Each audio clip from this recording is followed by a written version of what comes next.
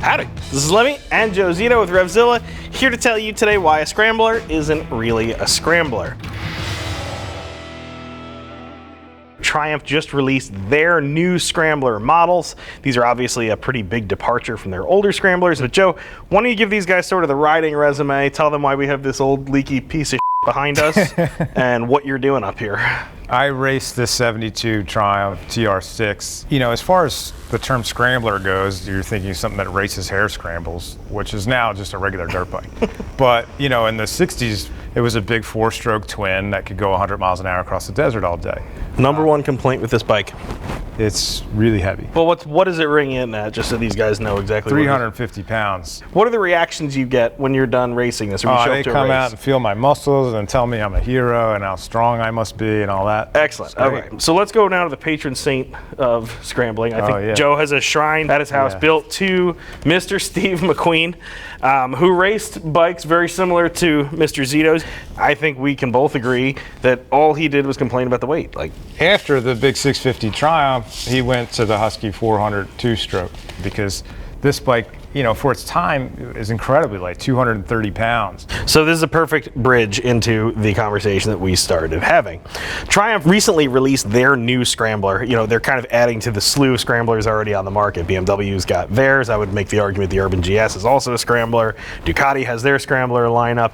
And now Triumph comes in with what they are claiming is the scrambleriest Scrambler to ever scramble. So scrambly for people who love eggs.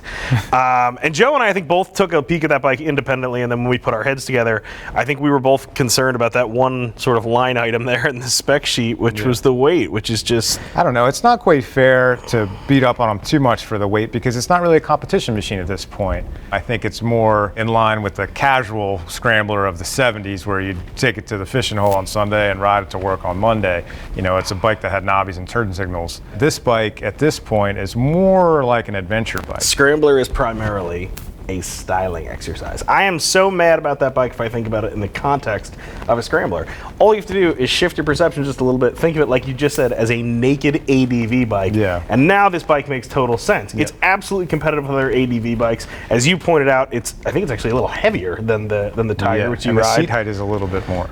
But similar power, you know, and probably is going to perform just as well, if not better, off-road. The one area they're going to give up, though, of course, is going to be wind protection. Do you have any thoughts on this? I mean, Joe also rides a modern Tiger, too, so he's got like some really great perspective, I think. On I mean, you know, I've had the 900 Scrambler from 2006. I have this bike that I race, and then I have a Tiger 800 XC, which is my big trip bike and my adventure rally bike and stuff like that.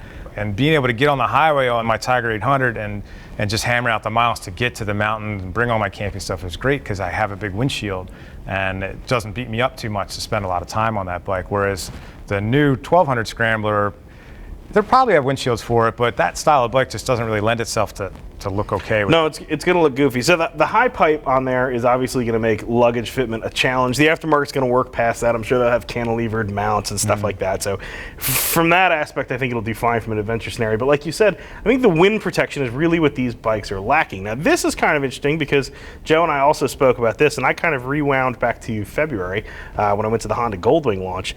Honda's product research team had sort of assumed that people who were buying a Goldwing were still doing these like 7-day tours that were popular through the 70s and 80s. And it turned out when they sort of re-examined that issue, what they found was as riders were getting younger, they were doing shorter and shorter tours. They found 2 to 4 days was actually the most common sort of length for a tour, which makes perfect sense given that they have more time and money than we do. That's so you're nailing. There's a socioeconomic thing here that kind of plays in as well. So I think the idea of, for me anyway, the idea of being on a motorcycle on a big tour, you know, an adventure bike or whatever that had no wind protection for 7 days sounds miserable. Oh yeah. But if you told me I had to do it for 2 to 4 days, I'd be like, that's really not a big deal at all.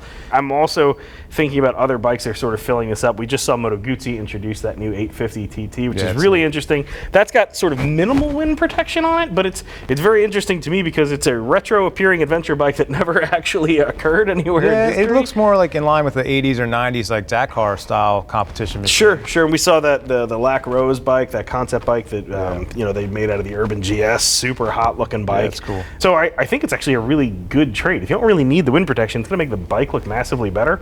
Kind of makes a bunch of sense to me.